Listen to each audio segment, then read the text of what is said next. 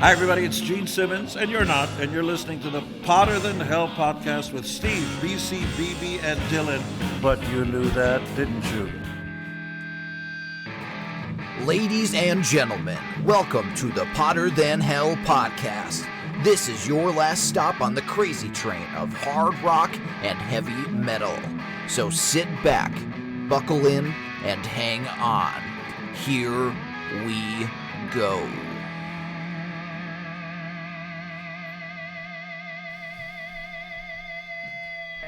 Hello there, Potter Than Hellions. Welcome back to the Potter Than Hell podcast. This is Steve, and I'm joined this week by Dylan. Just us two here today, and we've had a kind of back and forth week about recording and times and people and every goddamn thing. So it's just you and I today. And how you doing, buddy? Not too bad, not too bad. Things are evening out and less crazy than last week for sure. So that's good at least. Good.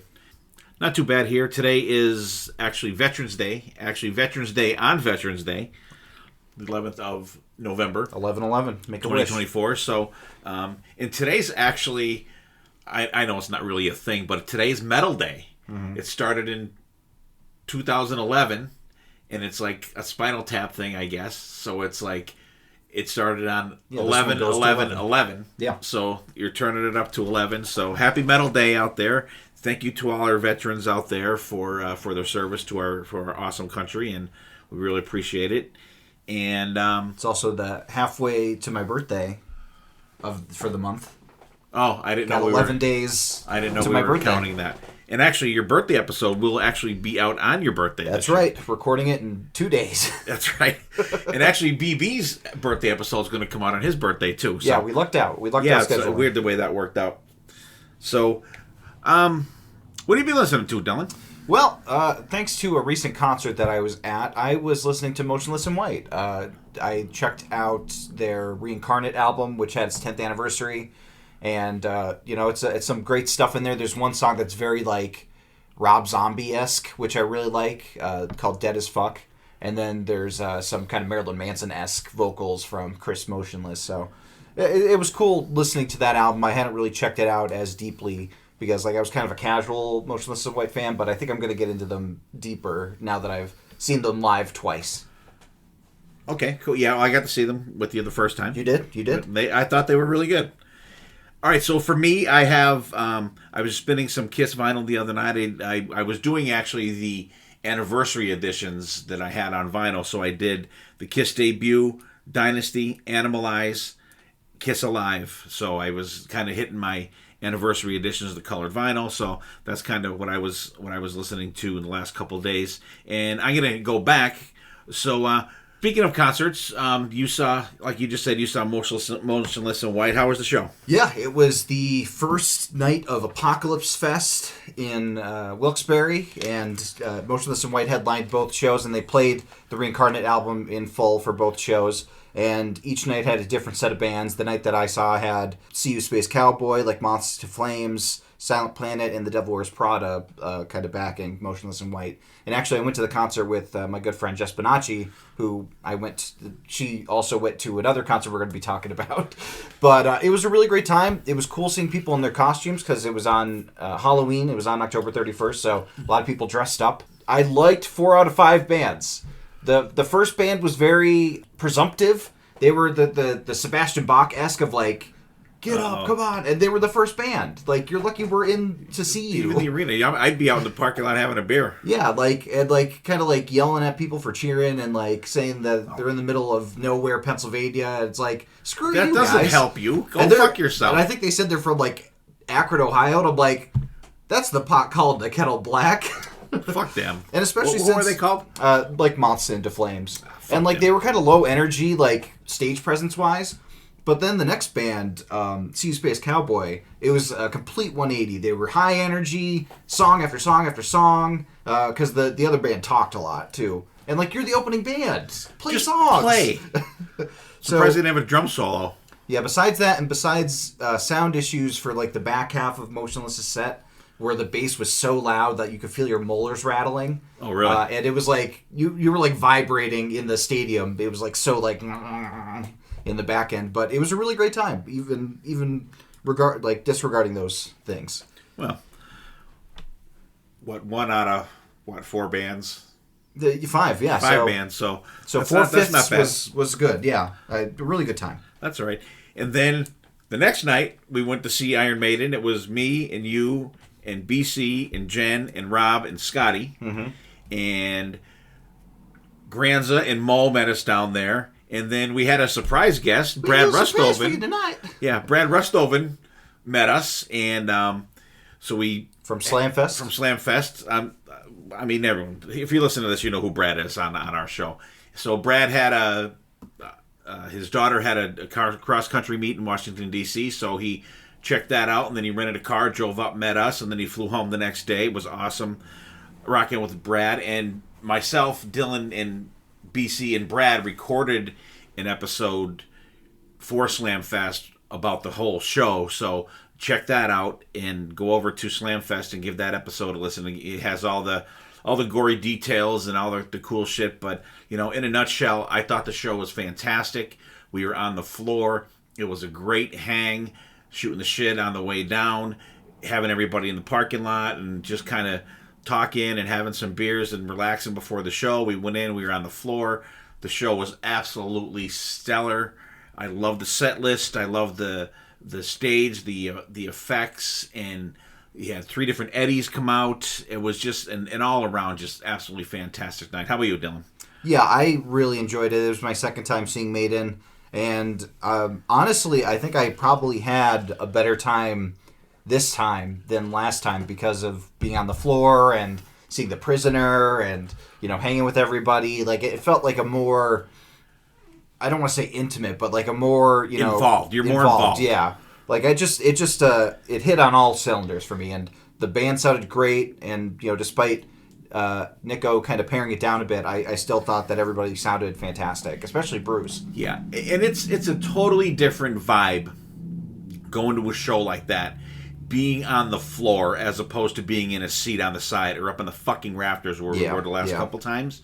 So we had a great spot. We were maybe just a little back further than halfway in the middle, so we got the whole kind of spectacle of the stage. We could see everything, and I thought they sounded fantastic. And so once again, go over to Slamfest, check out Brad's episode with us guys on there, and we go over everything in the show and talk about which side are you on for Senjutsu, and we talk about all the cool shit that's on the cover of Somewhere in Time album. So go over, check that out. We had a great time, and actually we have the Wasp and Armored Saint show coming up next week, I think it is. Day before my birthday, I think. Day before your birthday. So we will we'll report back on that one too. So with that, what we're listening to, Dylan was listening to Motion in White. Motionless in White. Is it Reincarnate or Incarnate? Reincarnate. Reincarnate. Okay. That's the name of the album. Okay. And I will say that Chris Motionless was neither motionless nor dressed in white. He was all in black. So okay. He did not fulfill the prompt. Did any of the bands have any costumes on? They for Halloween? did, actually. I forgot to mention. So the first band, of course, didn't because they were Killjoys the whole way around. Second band had a couple different costumes. I think there was like a cowboy and like a skeleton and things like that. Silent Planet, though, stole the show. They dressed as the Blue Man Group. Oh, no way. And they came out to that I'm Blue, da-ba-dee-ba. That song played before they came out. That's cool. They were dressed as the Blue Man Group, so that was really fun. And then Motionless in White had different costumes as well. I think someone was dressed as Beetlejuice and maybe an Edward Scissorhands kind of look for one of them. But, you know, it was in the spirit of Halloween, which was cool. And they're a spooky band, too, so, you know. They look dressed up regardless. Right. No, that's cool. I love to hear stuff like that. And even I didn't realize I was listening to Kiss FAQ the other day, and they were talking about, like, I think it was like their best like Kiss moments or something like that. And I think it was Julian Gill that said that he was at the Dodger Stadium show on Halloween when they played for the Psycho Circus tour. I think it was the opening show for that tour. And I am in no way, shape, or form a fan of any kind of Smashing Pumpkins. Oh. But I guess they played that show dressed up as the Beatles from '64 when they played like cool. Shea Stadium. Yeah, like their last kind of live show where you couldn't hear them. So I thought that was kind of cool, and it kind of tied into the Halloween thing of bands dressing up. Because I know Stone Temple Pilots, they've played Halloween shows as Kiss as well. So it's always cool to hear something like that. Bands do kind of cool stuff like that. Even though I think Smashing Pumpkins absolutely fucking suck, but it is cool to hear that. Just saw them open for Green Day recently, and she said, "No bueno, not good." Smashing Pumpkins, yeah, just they were not good. They're just. I think their music sucks, and I think they're boring. I like their music, but I've recently. I'm going to turn the show over to you, Dylan. What do we got here? Today? We're doing another set of album battles where we pit two albums, usually from the same band, up against each other. We go track by track, track one versus track one, all the way down the line, pitting the songs against each other to see which album reigns supreme. And today we have 4 different bands, 8 different albums. We're starting off with a little bit of Dokken, with the albums Tooth and Nail and Under Lock and Key, their second and third studio albums. Tooth and Nail, of course, came out in 1984, September 14th. The band was Don Dokken on lead vocals, George Lynch on guitars, Jeff Pilson on bass and vocals, and Wild McBrown on drums. And the sequel album, as I call it, Under Lock and Key, came out on my birthday, November 22nd in 1985, so 9 years before I was born. And it was the same exact lineup for the band, so very easy stuff with that. Now, Dad, did you listen to these albums as they came out, or did you have one before the other? No, I had them as they came out. Back in the day, I've told the story many times where we used to, each of us, between me, Rob, and our buddy Chris, would each buy an album, and then we would kind of just pass it to the next guy to check out. And Chris had, we call him Dugo, so his name is Dugo. So Dugo bought Dokken Breaking the Chains, and it kind of circulated through us, and I thought it was okay. But then when Tooth and Nail came out, I'm like, I'm going to give these guys another shot. So, because the album cover was cool with the creature from the Black Lagoon claw coming up out of the water. So I picked that up, and I'm like, wow, did these guys improve over that? And then Dokken, Under Lock and Key, that was the first tour that I saw them on. They opened up for Twisted Sister on like one of 6 shows that Twisted Sister played. Around 6 shows the Twisted Sister played on the Come Out and Play tour, and Dokken opened up for Twisted Sister on this tour, so I got to see them on this tour. That's awesome. Yeah, that's awesome. I won't ask which album you prefer because we'll see. We'll find out. Go forward in the rankings, and we had reached out to a couple people to ask, for their picks, and we have BB for the first 2 albums sending in his picks. And you are the arbiter of the BB picks, so I'll come to you for your picks and BB's. Okay, so the first pairing, and it's very unfortunate how the track lineup listed. On a couple of them. Because, Tooth and Nail starts off with Without Warning, which is an intro track, unfortunately. And Under Lock and Key starts off with Unchain the Night. For me, it was a growl ball to first. I mean, Without Warning has some cool guitar licks from George Lynch, but Unchained the Night is a song, and it's a good song. So, for me, the vote was Unchained the Night. What about you? Yeah, this is a sweep for the 3 of us. And are you going to keep track of the score? Yeah. Okay. Do you have a pen that I could use? Thank you. Yeah, this is a clean sweep for me. And I've said a billion times, I hate little intros like this. And this one is just like a moody thing. I hate it. But Unchained the Night, and this actually Unchained the Night was the very first song that I saw Dokken perform live. So they opened up the show with that. So some sentimental value as well. Absolutely. What did BB pick? Did he also pick BB? Yeah, it's a sweep. Yeah, BB picked Unchained the Night. If anyone picked Without Warning, I would question their sanity. Yeah. It's really unfortunate because the actual opener of Tooth and Nail, that would have been tougher. The title track, Tooth and Nail, is the second track technically of the album, but we consider it the opener. We consider kind of them one track, the Hellion Electric Eyes. Just for numbers' sake, it's ended up like this. Yeah. So going into the track 2s, we got Tooth and Nail going up against The Hunter. Again, Tooth and Nail is just such a good rockin' song to get you going. The Hunter's fine, but it's a little mid-tempo. So for me, it had to be Tooth and Nail.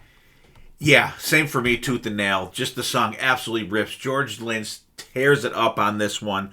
That's my pick, and it was also BB's pick, too. Okay, yeah. That's So another we got sweep. two sweeps.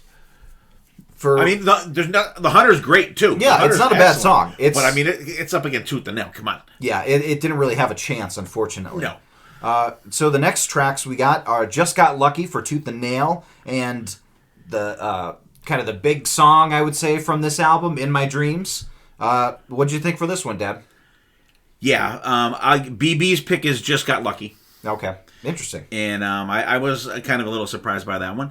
And In My Dreams is my pick. I love In My Dreams. The video for it is great when they're playing the video in the rain and Mick Brown is hitting the drum at that last part and the water splashing up and stuff. Mm-hmm. But it's I like it. I like the song better because I think Just Got Lucky that the chorus just drags a little too much throughout the song. Yeah, I agree. In My Dreams is a kick-ass song. I love the guitar coming in and the harmonies are just killer. For me it was In My Dreams. So that's another point towards Under Lock and Key. Okay, going into track 4, we have Heartless Heart versus Slippin' Away. For me, I went for this one, Heartless Heart. I didn't mind Slipping Away, but Heartless Heart, I think it was the chorus that got it for me. I just enjoy that chorus a little more. What'd you think? Yeah, for me, I have Heartless Heart as well. It's more of a rockin' song, and BB has Slipping Away. Oh, he's being the contrarian. Here it is. He is. BB's having Slipping Away. But what I think about Slipping Away is it's trying to be Alone Again Part 2, I think. Yeah. And there's actually 2 songs on here that try to be that, and it's not even close. But I will always pick more of a rocker most of the time over like a mid-tempo ballady type thing. So Heartless Heart for me and Slipping Away for BB. Okay, so it looks like Heartless Heart gets the nod. Gets the nod. So we're tied up 2-2. Going into the 5th songs, Don't Close Your Eyes for Tooth and Nail versus Lightning Strikes Again. This is another one where it's a pretty. This is kind of a closer battle for me, but I mean, Lightning Strikes Again is one of my all-time favorite Dokken songs. It just like it feels like a lightning strike, you know. What'd you think? Yeah, I picked Lightning Strikes Again. I think I've picked this song probably 10 times on different playlists that we've had throughout the years. Oh, there's going to be another song that we're going to be talking. That drum roll that Mick Brown does during that last part is just absolutely stellar. Mm-hmm. Don't Close Your Eyes is very good too. It is good. It's, if that's up against like something different on the album, I think I would pick that because that's the rocker of that one. But definitely it's going to be Lightning Strikes Again, and also for BB. Yeah, okay. That makes sense. I'm glad that he agreed with us on that one. Yeah, he came around on that one. That's a Hotter Than Hell favorite. I think everybody really loves that one. I think so, too. I know we did it. I was on one of the playlists where we did with Sonny and Jen. Yeah. And I think everybody enjoyed that one. It's just that ending is so good. Like, the back and forth between Don and, like, the background vocals. Yeah. Amazing. Okay. Lightning strikes again. Lightning. Yeah, Todd, are you in the room with us? Thanks for joining us. Hey, no problem. Okay, track 6, we have When Heaven Comes Down versus It's Not Love. I went with It's Not Love. When Heaven Comes Down doesn't do it for me. This was a tough one for me. This was kind of tough. BB picked It's Not Love, by the way. Okay. And for me, When Heaven Comes Down is great. I love that it's a great opening track to side 2 on Tooth and Nail, but I love the melodicness of It's Not Love. The chorus is just absolutely killer. So I went for It's Not Love also. Okay, another sweep. Clean sweep.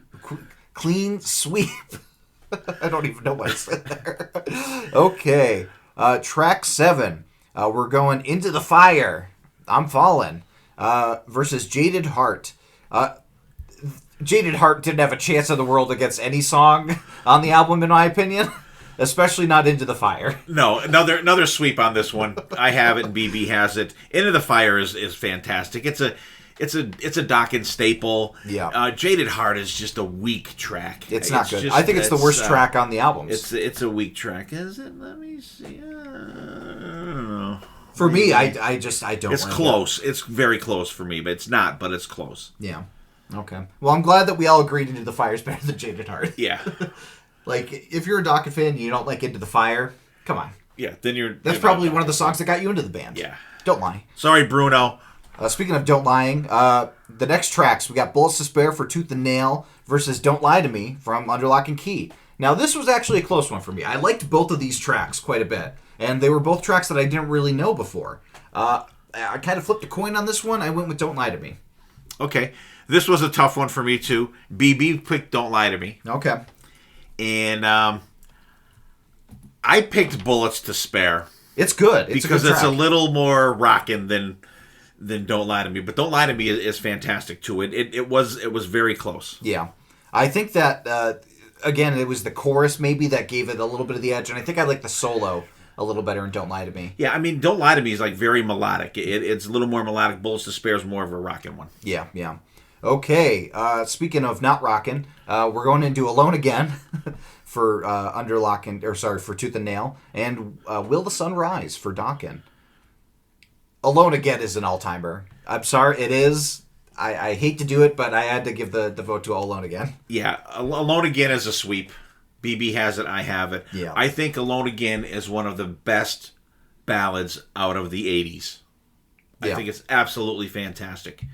It's great. It's extremely underrated. I absolutely love, and I don't like a lot of. I like a lot of ballads, but there's certain ones I don't like. But this is absolutely stellar. I love this one. Yeah, and it was the best part of the Dokken show when Jack Russell sang it. Sorry, Don. Sorry, Don. Jack Russell's. That was at M3. Rest in peace. Okay, and ending off, and both of these tracks, pretty good rockers. Turn on the Action versus Till the Living End. This was a tough one again for me. These are very good closing tracks for the albums. And again, I think I kind of had to toss the coin in the air. I went with Till the Living End. What'd you think? Did you? Okay. BB went with Turn on the Action. Okay. And I also went with Turn on the Action. It edges it out just a little bit. And I don't know. I think maybe because I listened to it a little more, I think. But you're right. This could absolutely be a coin flip. But I went with Turn on the Action. I appreciate them ending with rocking songs on both of those albums. That will not be the case with some of the albums that we're talking about. It will not. So, because of that last vote, we end up with a tie. Really? 5-5. Yeah, it's a split down the middle. Really? Yeah. My personal breakup was Under Lock and Key got 6 votes, Tooth and Nail got 4. But it seems that you and BB turned the tide towards Tooth and Nail just enough from my votes to make it a tie. Yeah, on mine I had 6 from Tooth and Nail, and I had 4 from Under Lock and Key. So BB must have had split down the middle. BB had 5 and 5. Yeah. Well, that makes sense. These are very... You could tell with Under Lock and Key, it feels like they're shifting more a little bit towards the radio on a lot of them. A little more away from the harder rocking stuff. Yeah. Like more melodic than hard rocking stuff. Yeah. And I don't think that's necessarily a bad thing. I think they have a lot of really good melodic stuff. Like, they do melodic very well.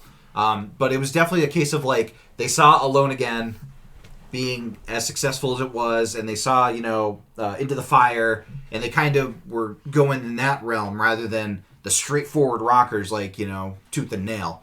Not that that's a bad thing, but, that's just how it is. I mean, like, I'm not upset that it's a tie. No. I think they both have their merits. I think so too. They're both solid albums.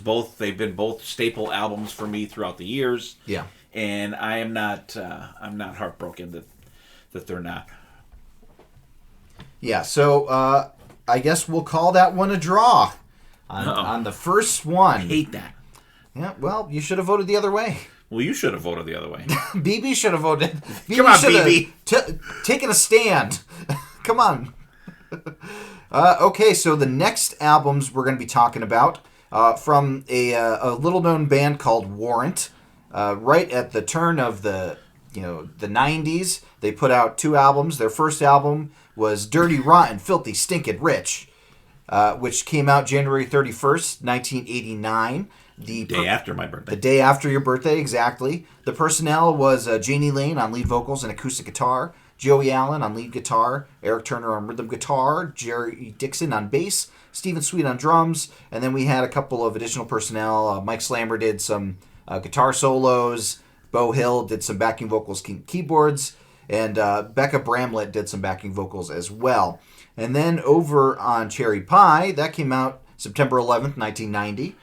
So just a year after the previous album, and same lineup for the band, but then a lot more additional personnel. You had CeCe DeVille doing the guitar solo on Cherry Pie, Mike Slammer doing guitar solos again on a lot of the tracks, Janie Lane's brother Eric Oswald doing the acoustic intro on Uncle Tom's Cabin. Oh, Scott is that the acoustic one, or is it the banjo? I wonder who. I think it's the banjo. Yeah, the banjo is Joey Allen. Joey Allen okay. is the banjo. Scott Warren on keyboards again. Bruno Ravel, Steve West, and Fiona on backing vocals. Alan Hewitt on organ, piano, strings. Bo Hill on organ. He also did banjo, so it might have been a dueling banjos. It is. You can hear 2 of them in there. Yeah. Paul Harris on piano and strings, and Juke Logan on harmonica. So. They spread out with the instrumentation on the second album, but we'll have to see which album reigns supreme. Yet again, we had BB doing the tiebreakers on this one, and we're gonna start off with in my opinion, going from the beginning here. This was a very difficult bat. There were a lot of tight battles on this album duo. Some for me, some not so for me. Some and I'll get into why in a minute. Yeah. Well, we'll start off with the opening tracks for Dirty Rotten. I'll just call it Dirty Rotten. 32 Pennies versus Cherry Pie for Cherry Pie. Okay, BB has Cherry Pie. Of course he does. Yep. I have 32 pennies because the first time that I saw Warrant, I don't think Cherry Pie was out, because this came out in 90, right? That was so September Cherry Pie 11th wasn't out, and I want to say they opened with 32 pennies, because because they opened up for Motley Crue on the Dr. Feelgood tour, and the first time I saw that, I saw it twice. First time I saw that show was at the Meadowlands, and I specifically remember them doing 32 pennies, and I thought it was absolutely fantastic. Yeah. And I will, Cherry Pie is great. I mean, that's another song you can't see without seeing the video, which, oh my God, we all know that. But 32 pennies I go for, because it's like, it's a better, live memory for me. Yeah. This was a tough one for me. I like both songs. Cherry Pie was probably the first Warrant song I ever heard, of course. I think it was on Guitar Hero Encore Rocks the 80s. So I played it on there. But I had to also go with 32 pennies. I love the ooh, ooh. And the pickup at the end is so cool. It rocked. The change of tempo at the end is fantastic. I think it's because it's so kind of an eclectic song. It has a little more going for it than like kind of Cherry Pie having the one gear the whole time. Yeah. But the production right away on that album is so good. Yeah. Like the background vocals punch you in the face. Every swing it is just like fantastic. Yep. But unfortunately, I had to go with 32 pennies on this one. Though Cherry Pie, you can't deny it. You can't deny it. Absolutely. Okay, we're going to track 2 for Down Boys versus Uncle Tom's Cabin. I wish we would have easier picks, because those are 2 really good songs. What'd you think of this one? Yeah, I hate this matchup. I do. Down Boys is absolutely fantastic. Love it.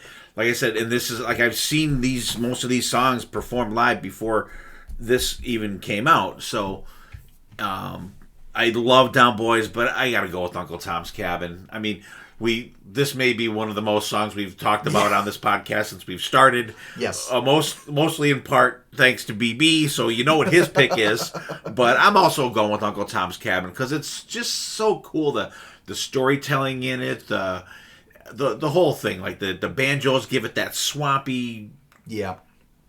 Deliverance kind of feel. Harmonica getting in there. it's just absolutely fantastic. And the video is very cool. I like the end with all the bullets flying in through the holes and all that the shit. lighting from the bullet holes. It was close because I love Down Boys too.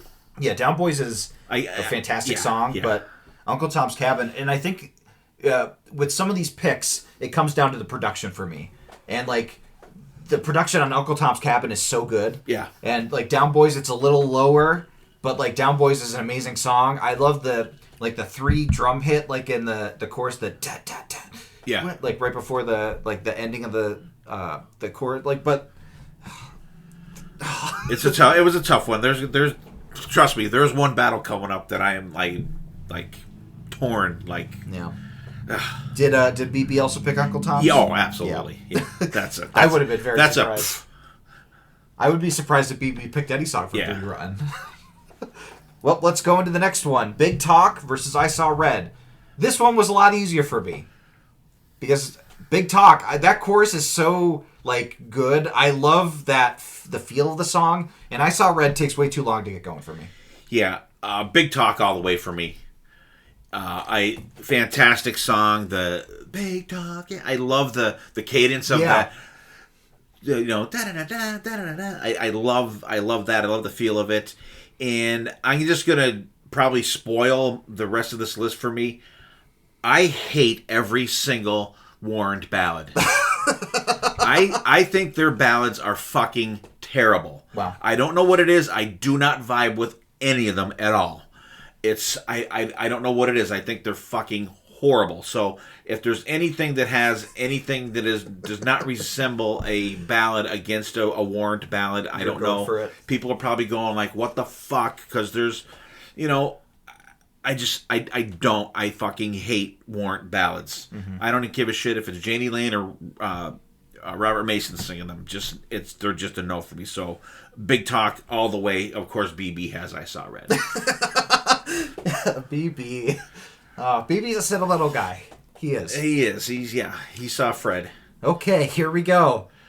Here's another ballad for you. Sometimes She Cries versus Bed of Roses. I actually agree with you on Sometimes She Cries. I find that very annoying. I don't really... The riff being the same as the chorus is just like it feels like the worst of the 80s come to pass here. It's so cliche. And Bed of Roses is a rocker, despite the title making you think it wouldn't be. So I had to go Bed of Roses on this one.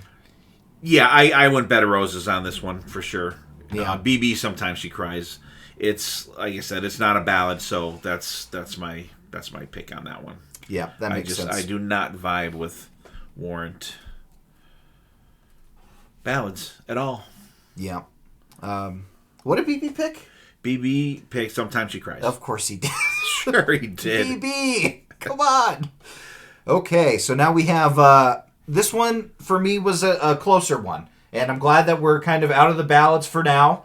So Damn Pretty should be Against the Law versus Sure Feels Good to Me. Both very good, kind of like rockers. And I went with Sure Feels Good to Me, just on a coin flip. Okay. What'd you think? BB went with Sure Feels Good to Me. Okay. I went with So Damn Pretty. It's good. It's a good remember song. That's another one I remember seeing live for the first time, and I'm like, I enjoyed this one. Yeah. I enjoyed both of them. Don't get me wrong. I think they're both really good. I think they're like brother and sister songs. They're like very close thematically. They're very close musically. So, but I did go with So Damn Pretty. Okay. Now we go into the title track for Dirty Rotten Filthy Stinkin Rich. And then versus Love in Stereo, which I think is the second most used Warrant song on the podcast. Interestingly enough. I like both of them quite a bit. Love in Stereo has the jaunty piano going. But I went with Dirty Rotten Filthy Stinkin Rich. I love the vibe of it. I think it fits so well with the album title and the album cover. And I just I like it thematically. The Love in Stereo is no slouch. This is probably the closest battle for me on this one besides Down Boys and Uncle Tom's Cabin. But today I went with Dirty Rotten. Okay, BB went with Dirty Rotten Filthy Stinkin Rich. Wow. Surprise. And I went with Love in Stereo. I love song. that song. I think it's great. It's great. And I think thematically, it's just awesome. Yeah. No, I love the Love in Stereo, that part of it, and the solo is fantastic, and yeah, it's just and Dirty Rotten Filthy Stinkin Rich I think is an absolutely fantastic song too. Yeah, and you got the fucking rich. And I love his fade out talking at the end, like he has that manic kind of thing going. Okay, track 7. We're back to the ballads, but not for Dirty Rotten Filthy. We have In the Sticks for that one, and then Blind Faith from Cherry Pie. That song sucks. It does. That song fucking blows. It's actually a sweep. Everybody, BB picked In the Sticks too. Yeah, that one is. I think it's terrible. Fucking absolutely terrible. First time I heard that, and I'm like, this is like what people who shit on ballads why they shit on them because of songs like this. It's so sappy and saccharine. Ugh, I can feel my teeth rotting from it. Not good. Not great, Bob. Okay, we're sticking in the ballad vibes for you, Dad. We got Heaven, Isn't Too Far Away, versus Song and Dance Man. Heaven, I don't mind, but Song and Dance Man, I like better. Well, BB picked Heaven. Of course he did. I picked Song and Dance Man, of course. It's not a ballad. Heaven, just... Heaven! Oh. Speaking of teeth rotting, it's like an extraction. Yeah. And the thing that sucks when you see Warrant is they play all these songs. They play I Feel Red, and they play Heaven, and they play Blind Faith. I'm like, sometimes half cries, the song is I'm just like, God damn, Yeah, too many ballads. Thankfully, I think we're out of the ballad zone. I think we're finally free of them. Thank God. The last 2 battles. Okay, we got Riding High for Dirty Rotten versus You're the Only Hell Your Mama Ever Raised. You're the Only Hell Your Mama Ever Raised is really good. I had to go with that one, though. I don't think the track from Dirty Rotten is. Yeah, Riding High is pretty good. It's not bad, but both BB and I picked You're the Only Hell Your Mama Raised. Yeah. And I think they'll bust this out once in a while too. It's a fun song. I like it. It was good. Mm-hmm. And then you got Cold Sweat, not the Thin Lizzy song. Not the Thin Lizzy one. I was hoping it was. And Mr. Rainmaker. So we cut off the last 2 tracks on Cherry Pie to make it an even track list. So we don't have Train or Ode to Tipper Gore on the battles. So Mr. Rainmaker is, for our purposes, the last track on Cherry Pie. What'd you think of this one, Deb? I picked Train. Yeah, that's not one of the options. Right. I'm sorry. I picked Mr. Rainmaker. It's good. I don't think either one of these 2 are great songs, but I do like Mr. Rainmaker better, and so did BB. Yeah, I also picked Mr. Rainmaker, so that was a sweep on that one. Yeah. And we have an official winner on this one, Dad. Good. And it was Cherry Pie. All right. And really? I don't think that Dirty Rotten is any slouch. I think that's a fantastic debut album. No, they're both. God, if you took the ballads off both of these albums, you'd have one fucking kick-ass album. Yeah, the songs that rip on the albums are fantastic. I had such a good time listening to these 2 albums, remembering how good these songs were. Yeah, I haven't listened to these albums in years. I busted them out last night and played them on vinyl. So. Yeah. And actually, my Dirty Rotten Filthy Stinkin Rich copy is a totally clear vinyl, and it's the first time I ever played it. I literally slit the... Oh, that's cool. I think I think I just opened it last night. But how'd it sound? Sounded great. Nice. Yeah, I was really happy to check these albums out again because, like I said, a lot of the songs I've never really dove into as deeply before, but the songs that I really like it just cemented how much I like them. And the songs that I don't like, it also did that too. Okay, so we have an official winner for that battle. We had a tie for the first battle of the Dokken albums, and we're going to take a short break. And what's the gem song for today, Dad? All right, I'm going to stick with what we're talking about tonight. So I'm just going to go easy on this one. I'm going to pick In My Dreams Live from Beast from the East from Dokken from 1988 live album, and you can play it now.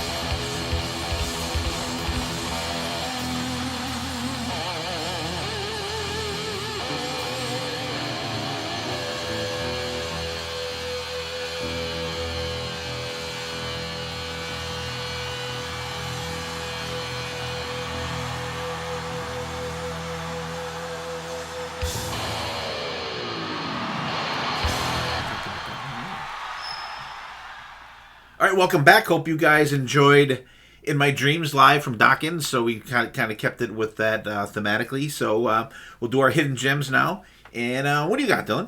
So my hidden gem is a track that was originally by Metallica, but was covered by Motionless in White for. Remember when the rock magazines used to do those compilations? Yeah, and they used to have the CDs on there. Yeah. Kerrang did a compilation of a bunch of Black Album covers called Kerrang Presents Metallica: The Black Album Covered, and this was before the Blacklist and like Metallica before did the box own, set. Yeah, did their own thing. And Motionless in White did a cover of My Friend in Misery, which, as you know, is one of my favorite low key, like underrated Metallica songs. And hearing an early Motionless in White do it is very, very cool. So that's my. It's only available on YouTube. It is not available streaming, unfortunately. Oh, okay. So check it out if you're interested. Motionless in White covering My Friend in Misery by Metallica. Can you put it in the show notes? Yeah, I can put it in the show notes. Yeah, I'll definitely check that out. I've never heard it before. That's cool. Yeah, so for me, I was going, like I do every Friday when all the new releases are out, I go onto my Apple Music and I kind of go through the search. I hit, metal or hard rock. They're the first two I always hit. So in the metal this week, and actually I saw this ad on Facebook under, I don't even know what the hell record label it was, but I saw the picture and it looked cool. The album cover looked really cool. It's like a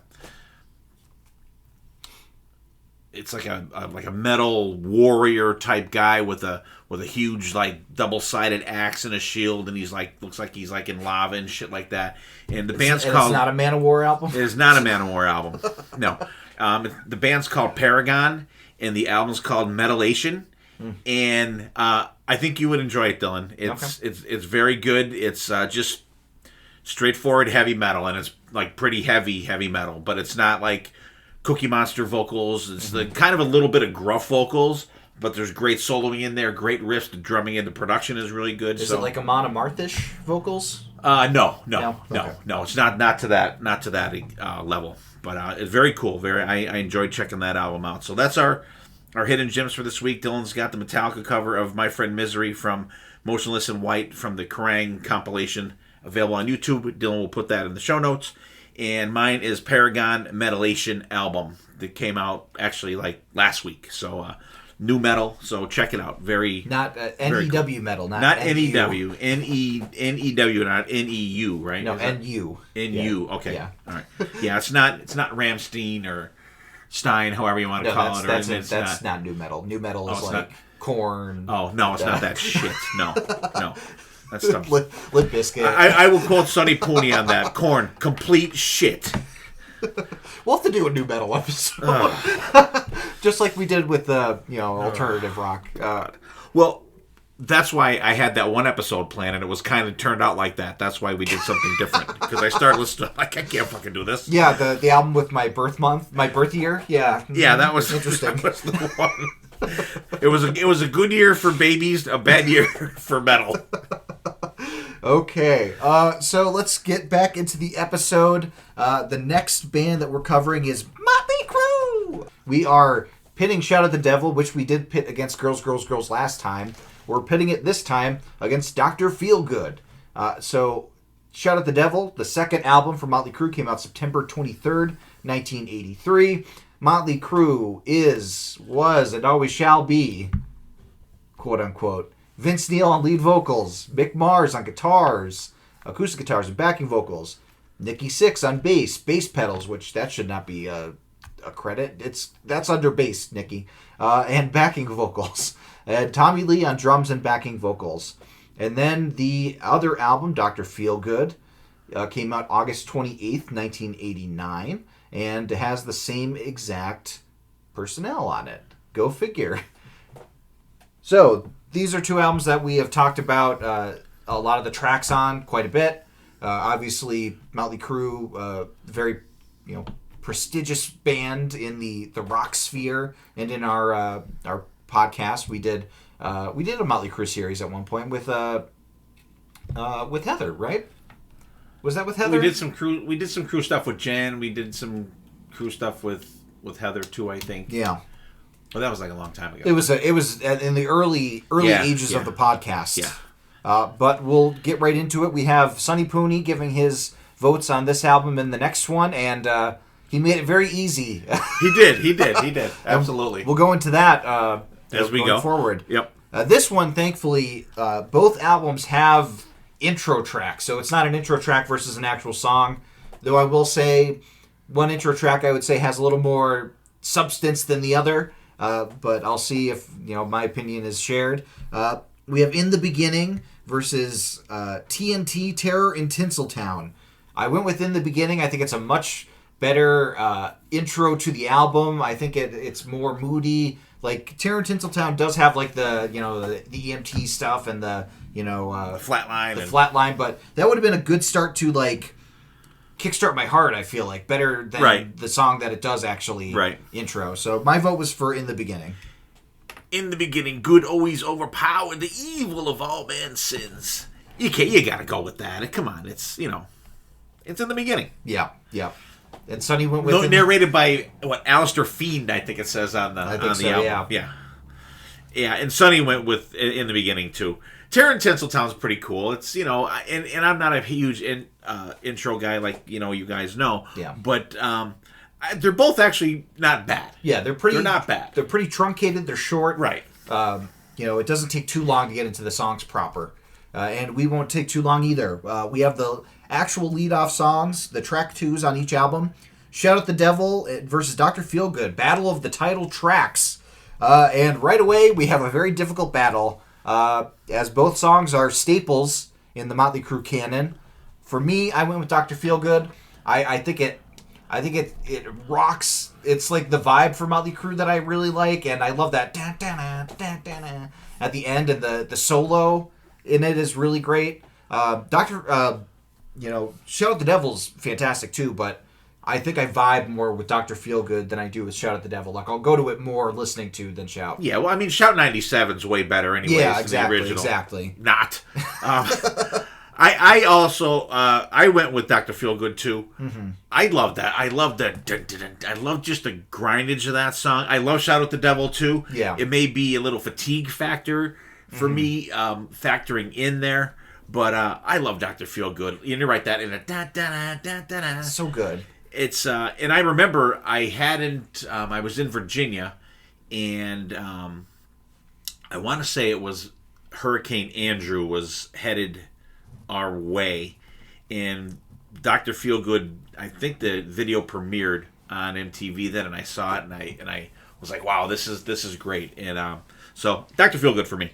Okay, and Sonny picked Shout. I can't fault him for that. No, not at all. It's an anthem. It's almost like a coin flip here. Yeah. I think the fatigue factor for me just kind of pushed me over. I can understand that for sure. The next battle, we have Looks That Kill versus Slice of Your Pie. I like Slice of Your Pie. I like the, I Want You, She's So Heavy reference at the end there. They play, like, they have a little Beatle, like that, that like slow part at the end. That is them basically covering the She's So Heavy part of I Want You, She's So Heavy from Abbey Road. Yep. Oh. So both albums have a Beatles reference on it. Oh. It's a fun fact. But I went with Looks That Kill. Looks That Kill is an all-timer. Like, come on. That riff is great. I love the staircase lead-in to the solo. I love the, hey. It's got a lot of character. Though Slice of Your Pie is pretty good, too. Okay. Sonny went with Looks to Kill. Yeah. And you know what? You talked me into it. I had Slice of Your Pie, but I'm like, I can't pick that over Looks to Kill. I mean, and then I mentioned the Beatles, and you're like, oh no, especially that didn't help. I bet you didn't even know that, did you? I did not know that. It's literally like the She's So Heavy. That's how it is in the Beatles, I don't even know what that is. Yeah, it's a great song off of Abbey Road. I'm sure. And actually, Hailstorm covers it, so you have heard it. Oh, okay. Yeah, it was on one of their Reanimate. Oh, it was probably one that I didn't like. Okay, the next track. This is a tough one. This is another tough one. You got Bastard versus Rattlesnake Shake. Bastard's great. A very underrated track, but I love that opening riff from Rattlesnake Shake. It has so much like funk and like fun to it. It's got the horns in it. I don't like Rattlesnake Shake always gets me. I don't know. Bastard's great though, but I have to go with Rattlesnake Shake on this one. Okay, Sonny went Bastard. Mm-hmm. You bastard! Bastard! I went Bastard too, but it was close. I love Rattlesnake Shake too. I think the deep tracks on Dr. Feelgood are fucking fantastic, but I've always liked Bastard. I love the cadence of da da da da da. I love the like, I don't know if you want to call it the chord progression or whatever, and the kind of the gang vocals. I love Rattlesnake Shake too, but I got to go with Bastard too. I don't blame you. I hate agreeing with Sonny. God damn it. That's probably another really close one for me. Like, it was neck and neck. Yeah. This next one is not neck and neck. God Bless the Children of the Beast versus Kickstart My Heart. God Bless the Children of the Beast is stupid. Is a filler song, and Kickstart My Heart is an all-timer Motley Crue song. It's the Nona of this album. Yeah. It's so, like, Kickstart My Heart is Kickstart My Heart. That's Jen's favorite Motley Crue song, and And it's fantastic. Like, the video for it is like as soon as it starts, like, the cars tumbling and they're skydiving and all that shit. It's probably the best song on the album, arguably. It's got Talkbox. Come on. Yeah. I love solo. Just absolutely killer song. You can't. I don't think there's not one song on Shout at the Devil that would beat this for me. Not one. Not fucking one. It's one of their best songs of all time. Yeah. Like, it is like, I get chills thinking about like the solo. Like, that solo is so good. It is. Mick Mars is just friggin' just killer on this. Mick Mars never misses for me. I'm sorry. He doesn't. Okay. Going into, I'm sure this was your favorite matchup here. Helter Skelter versus Without You. I love Helter Skelter on here. I think it's great. Yeah. It's a great version of it. Motley Crue, they do it justice. They crew it up. And Sonny has it picked too, so I'm going Helter Skelter. Without You is terrible. Without You is not good. It's not good. Without You is a ballad that belongs on a fucking Warrant album. Yeah, I was not a fan of that. Horrible. And Helter Skelter is a great cover. It is. It's good. So I don't have a problem going with Helter Skelter on that one. And I'm a Beatles fan, so I'm not, but I still like it. Then we go Red Hot versus Same Old Situation. This is a close one. I have a feeling that you're burnt out on Same Old Situation, but for me, I love Same Old Situation. That riff is so good, and I love how like pared back the solo part is, where you can just hear the bass and like Mick soloing. Like I think that's really great. It's got cowbell. You got like, but I can understand going for Red Hot. Red Hot is a good song. Okay, Sonny has Red Hot. Yeah, I love Red Hot. I love the double bass out of the insane pick slide. Mm-hmm. But I went Same Old Situation. Wow, really? I did. I really like that song. I'm not really so burned out on it now because I don't listen to it a lot and I don't hear it a lot. Yeah. Because it's not even one that they play on like Hair Nation a lot. I don't know. I couldn't even think of the last time I've heard that on there. But I like it. It's fun. It's a fun song. The video is fucking fantastic for it. Like the crowd video, the live concert video. I go with Same Old Situation on this one. Okay. Next lineup, Too Young to Fall in Love versus Sticky Sweet. I thought my vote was going to be for Too Young to Fall in Love. It's a good track, but I was surprised by Sticky Sweet. I had to go with that one. All right. Sonny picked Too Young to Fall in Love. I think if you're not guessing a pattern with Sonny, then you're not paying attention. But I went with Sticky Sweet too. Yeah. It's fun. Zip. Yep. Right? That's the one with the zip. No, right? that's She Goes. one. That's the next one. One. Okay. But I said it before. I think the deep tracks on this album are fantastic. And there's people that absolutely hate them. I think my partner on I Remember Now, I think he hates the deep tracks on this one. So I think Sticky Sweet is great. I love it. I think it's fantastic. Mm-hmm. Okay, so Sticky Sweet takes it. This next one was very tough for me. Both songs underrated in my opinion. Knock 'Em Dead Kid versus She Goes Down. For me, well, that's a TKO. A Knock 'Em Dead Kid. Like, that chorus is so good. So I had to go with Knock 'Em Dead, but like, She Goes Down is a great song. Yeah, Knock 'Em Dead for Sonny. Yeah. She Goes Down is one of them. It's another one of them deep tracks. You get the zipper.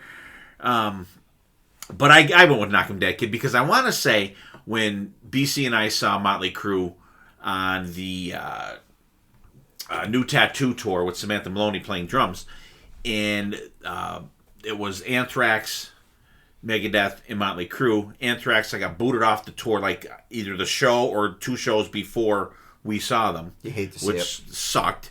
So Motley Crue extended their set list. Megadeth did not. Shocking, Dave Mustaine, you dick. But and I want to say this is one of the songs that they added in. Nice. And I've always thought this was a cool song. I love the I'm going. knock 'em. So good. Okay, this is probably the most difficult for you, this battle. 10 Seconds to Love versus Don't Go Away Mad, Just Go Away. Yeah, I had a coin flip on this one. 10 Seconds to Love is a top 3 Motley Crue song for me. I love it. Oh, yeah. And you know what I noticed? I was getting out my vinyl, just kind of looking at them and stuff, and I didn't get a chance to play this one last night, but I listened to it in my headphones today. On the album itself, on the back, the track listing, it says 10 seconds till love. Oh, till love. Interesting. But on the album sticker itself, on the album, it's to love. Yeah. So, and I think even on streaming, it has... It's to love. It's to love. Yeah. But on the album, I've never heard of that before. No. And I've never noticed it. I have my original copy from 1983. When this came out? 83? From 83. I have my original copy of this, and I never noticed that till last night. Wow. So the back of the... And check your albums out there, guys. Let us know if yours is the same. So I wonder if it's fixed on the redone ones, because mine's like the first, I don't know if it's the first run of it, but it's the original one. So, but 10 Seconds of Love, it's just so fucking good. This is one song I would be fucking pissed if they didn't play live. It's killer. The syncopation of it is really great. God. The dun dun dun dun dun dun dun dun. And then Don't Go Away Mad. Don't Go Away Mad sucks ass. The video is dumb too. Hey, I'm on my way. Come on, no, just no. And then we end off the albums with Danger and Time for a Change. I think both tracks are pretty mid, like meh. I went with Danger, but I didn't really think either one was a strong ender for the albums. Yeah, me and Sonny went with Danger. Time for a Change is dumb. Yeah, sucks ass. I don't mind Danger. I like it. Danger. Yeah, I like it. Coming after 10 Seconds to Love, like... Yeah. You're going to suffer. Yeah, for sure. But I like it way better than Time for Change is dumb. Yeah, I agree. Dr. Feelgood, for such a good album, kind of ends on a whimper. It does. Like, the last two songs suck ass. Yeah. I mean, God, make it a nine-song album. Make it, you know what, get rid of Don't Go Away Mad, Just Go Away, Time for a Change. And then, like, it wasn't too much longer after that. Put Primal Scream on there. Primal Scream. Yeah. No, I agree with you. I think that'd be a really solid lineup. Okay. The winner, go figure, because somebody voted for all but one song. Shout Out the Devil won 6-4 over Dr. Feelgood. Not surprising. It might be actually... Sorry, 7-4. 7-4. I can't count tallies. 7-4 over Dr. Feelgood. Less close than I had. I had 6-5. Shout Out the Devil. But I mean, both have really like some of Motley Crue's strongest stuff.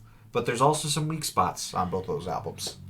Yeah, absolutely. There's a couple ones that are weaker than others. But I mean, these two albums are the bulk of what Crue's been playing since then. Yeah. And like, if not what they've been playing, it definitely has inspired, a lot of the stuff that they like, the other stuff that play, like Girls, Girls, Girls is very much takes a lot from, Shout Out the Devil and absolutely. But let's go into our last battle. We're going to Scorpions. We're going to Germany. With the albums Blackout, their 8th studio album. That always blows my mind. Versus Love at First Sting, their 9th studio album. So Blackout came out in 1982, March 8th. And the personnel are Klaus Meine on lead vocals, Rudolf Schenker on rhythm guitars and various other guitars, Matthias Jabs on lead guitars, some rhythm guitars, Francis Buchholz on bass and backing vocals, and then Herman Rarebell on drums and backing vocals, as well as Don Dokken. Which I believe that actually Bobby Rondinelli actually drummed on Blackout. Is that right? I think so. That's not listed on Wikipedia, but I'll take your word for it. I believe so. I think that's the rumor. That's the it's an Anton Fig situation you're saying, where I think so. I don't quote me on that, but I'm pretty sure that's a thing that Bobby Rondinelli actually drummed on that album. Very interesting. So I'm looking at Love at First Sting, and it says that initial sessions had Jimmy Bain and Bobby Rondinelli, but nothing made it on the final album. So that's the only instance I'm seeing of Bobby Rondinelli mentioned between those two albums. Okay.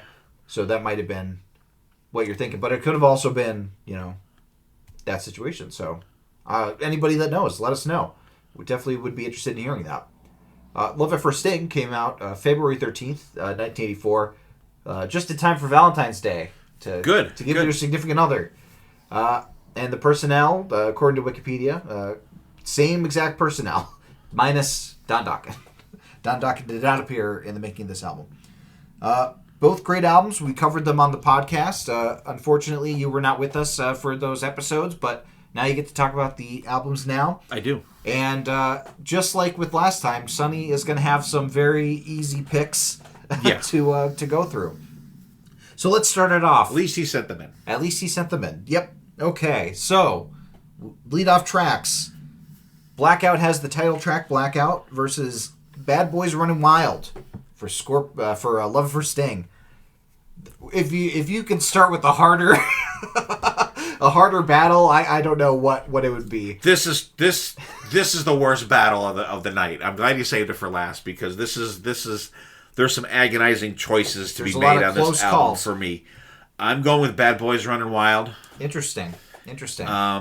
Blackout is such a close second. I mean, the solo, I'm talking myself out of it, but that just that how it kicks in, it's got that kind of driving groove to it. It's just Bad Boys Running Wild.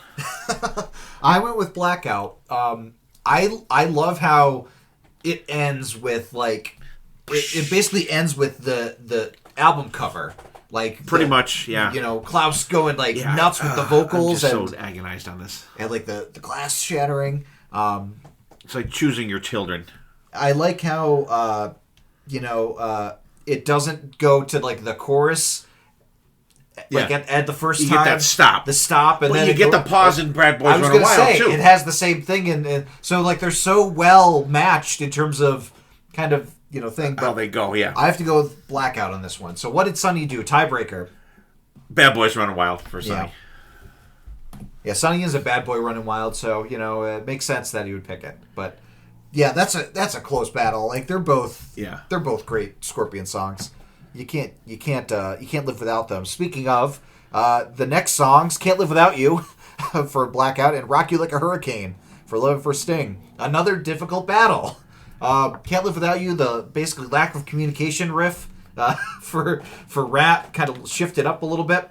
I went with Rock You Like a Hurricane. I just for me, you can't touch. That's such a good hard rock 80s song. It's so emblematic of the era that I can't not vote for it. So, I Can't Live Without You is great, though. It's a great second track, but Rock You Like a Hurricane. Are you ready, Peter? Yeah, I had Can't Live Without You, but you talked me into Rock You Like a Hurricane. How could you not pick that? You can't deny that song. Yeah. The video with the girls outside the shut rocking the cage. Yeah. And the solo in it is just killer. Can't Live Without You is fantastic. Worldwide Live. I mean, come on, another agonizing millimeter pick. Yeah. And then you have the next tracks. This is probably the biggest track from Blackout, No One Like You. Versus I'm Leaving You from Love for Sting. This is another difficult one. For me, I went with No One Like You. Okay, Sonny went with No One Like You as well. I went with I'm Leaving You. I never vibed with No One Like You. I don't like it. The video's kind of cool. They're at Alcatraz, and it shows Rudolph with the album cover with the forks on the eyes on the video. But I never vibed with the song, so I picked I'm Leaving You. I'm Leaving You. And I'm Leaving You was fantastic. No, it is a great song. Okay, so this one is probably not... This is a little easier for me in terms of the picking. You Give Me All I Need versus Coming Home. Coming Home is one of my favorite Scorpion songs. The kick-in is amazing. I had to vote Coming Home on this one. Okay. I went You Give Me All I Need. Interesting. I love that da-na, and the melodic guitar in there, that riff, it's just got that I'm out for a cruise feel to it. Mm-hmm. Absolutely love that one. That one was a no-brainer for me. But not exactly a no-brainer. Coming Home, absolutely fantastic. It was their opening song when they for the Love at First Sting tour, but they didn't have the slow acoustic part at the beginning. They just fucking came out to it. Killer song too, but You Give Me All I Need. I absolutely love that song. I think it's one of the best. Mm-hmm. And Sonny went with Coming Home. Sonny went with Coming Home. Yep. Coming home. Okay.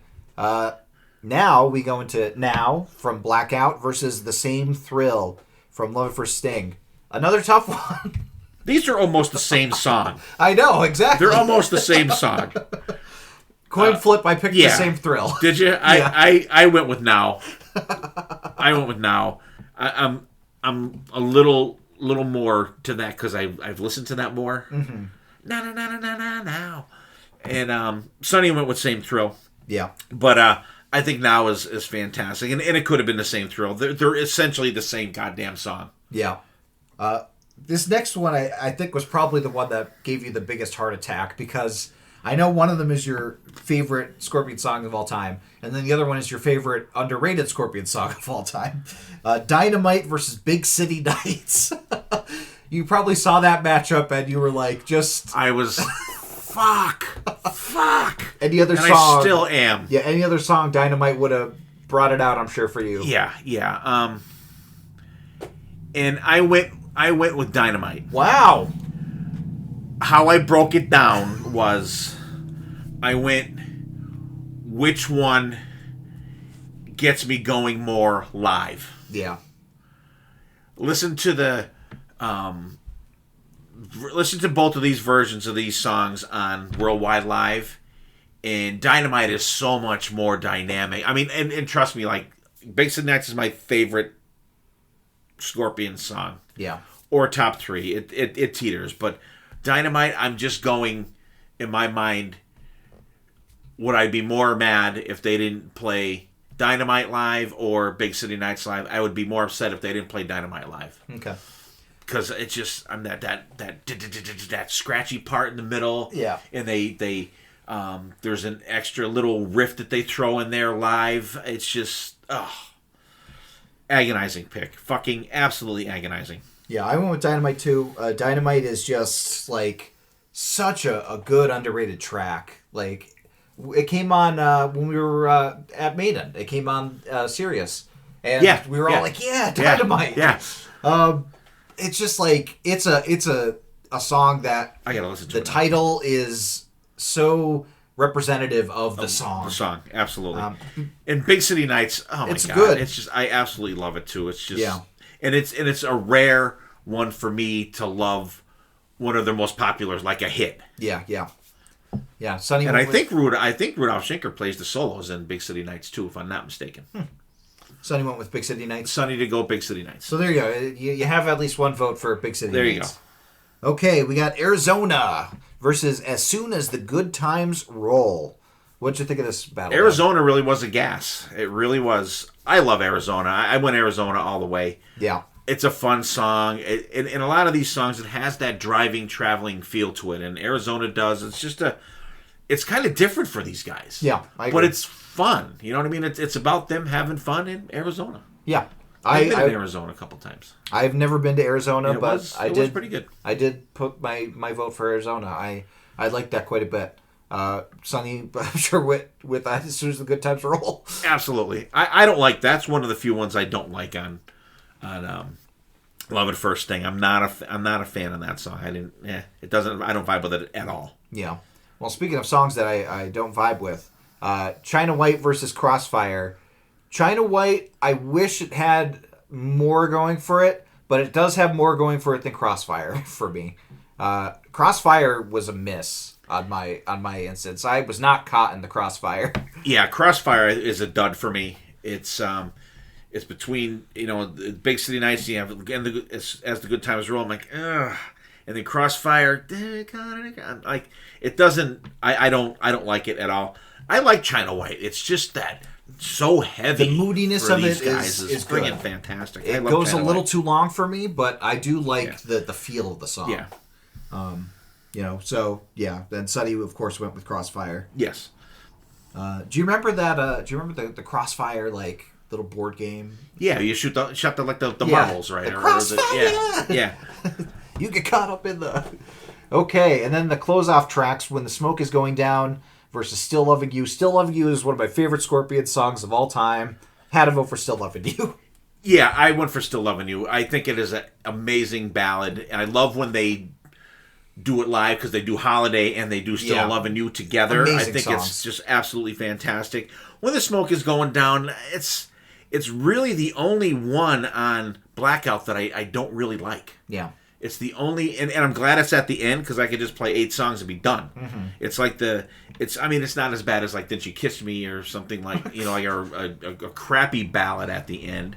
But like Still Loving You, if you're going to end an album with a ballad, there you go, right there. Do it that way. Because I want to say Holiday is the last song on Love Drive too. I believe so. So I mean, you have two of their I would say their 2 best ballads on ending 2 awesome albums, and When the Smoke is Going Down is just a miss for me. I don't hate it, but it's not great. And Sonny went, of course, Still Loving You also. It just has that I just hate agreeing with Sonny. that apocalyptic feel that like I love from a ballad. Like it just like Klaus's singing is so good on it. It really like very emotional. Okay, so that means Love It for Sting gets the win, 5-4. So very close battle. Despite Sonny's best efforts, we managed to get some Blackout love in there, which is fantastic. And I had it opposite. Oh, you did? I had Blackout winning 5-4. Interesting. I had It was 6-4 till I changed my mind on Can't Live Without You and Rock You Like a Hurricane. I had Blackout winning 5-4 And it was as well. torture to do that. So Sonny was the one that pushed it over for Love It for Sting because Yeah. I also had Blackout winning more. But you can't go wrong with either one of those albums. You can't go wrong with any of these albums we talked about tonight. No. The only all right, out of these 4 albums, how would you rank them? Like out of the 4 battles? Out of the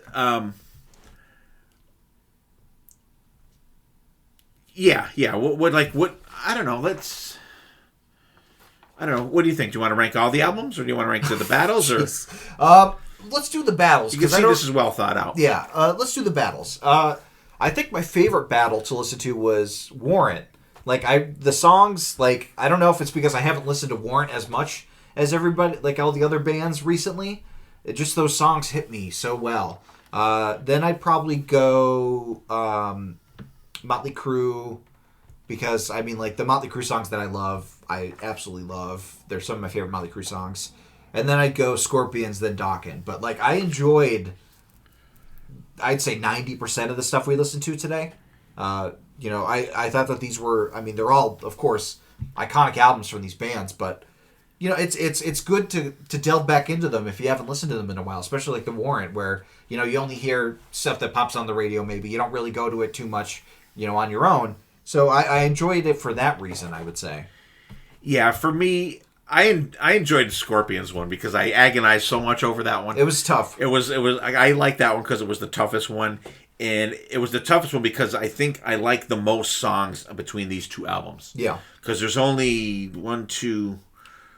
3 songs out of all of them that I didn't like. There's a couple duds on the Dokken one for me, and you got all the ballads on. All the ballads on Warrant. And Crue was tough for me too. Crue was probably my second favorite battle because that was the second one that I agonized the most over. And then I'll say Dokken too, and Warrant's like the last because just the ballads in Warrant kill me. They just fucking kill me. Yeah, that makes sense. Yeah, I don't mind most of the ballads from Warrant. I don't know. I don't even think I would say that, but like there were 4 maybe of the ballads, and I liked one of them. So I mean, and I did skip through Sometimes She Cries, so I didn't listen to it. I think they went to the well too many times. Yeah. To the ballad well too many times. And like it's understandable because like it got them airplay, it got them cash, it got them tours, it got them whatever. If it probably wasn't for those songs, they probably still wouldn't be playing concerts right now. Yeah, and it was at the end of the 80s too, so like, everybody had to have the ballads were like real big at that point. And everyone had to have it was right before like grunge hit, and everyone's like, "This is the stuff that I like." I blame Warrant for the downfall of metal. Warrant, come on. But these were fun battles. It was fun. I always enjoy doing album battles because I'm always surprised by the outcome.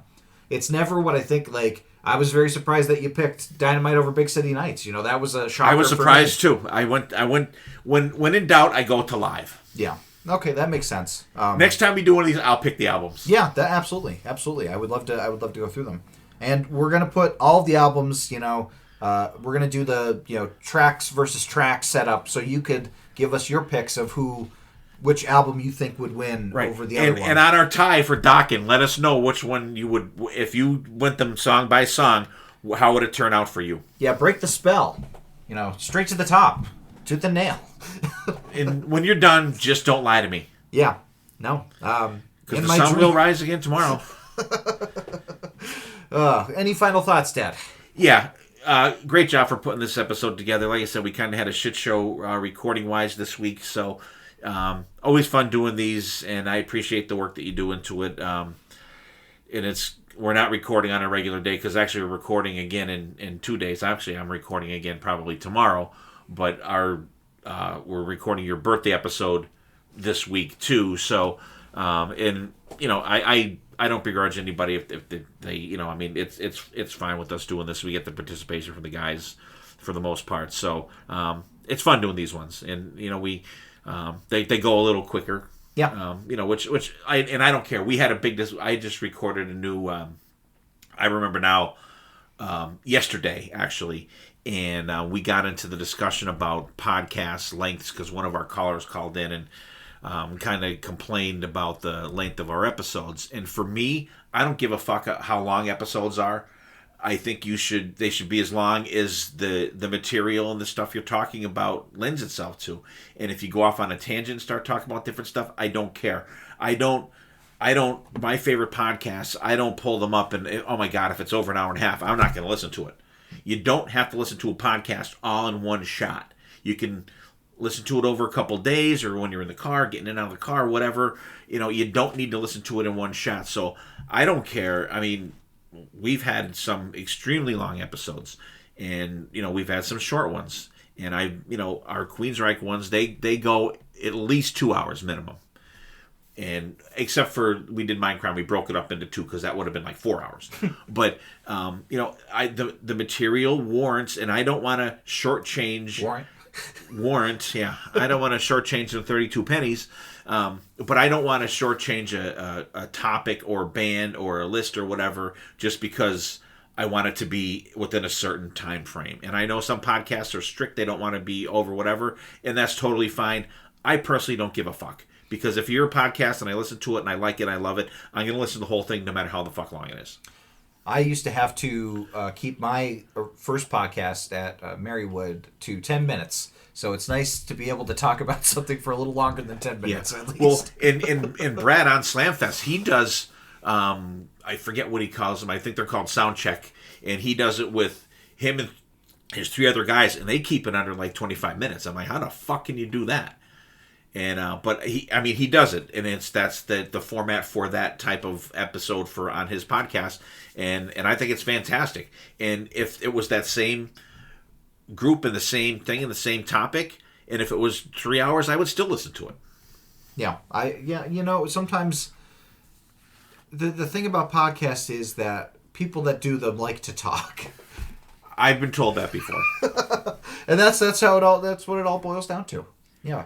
So, it is what it is. It is.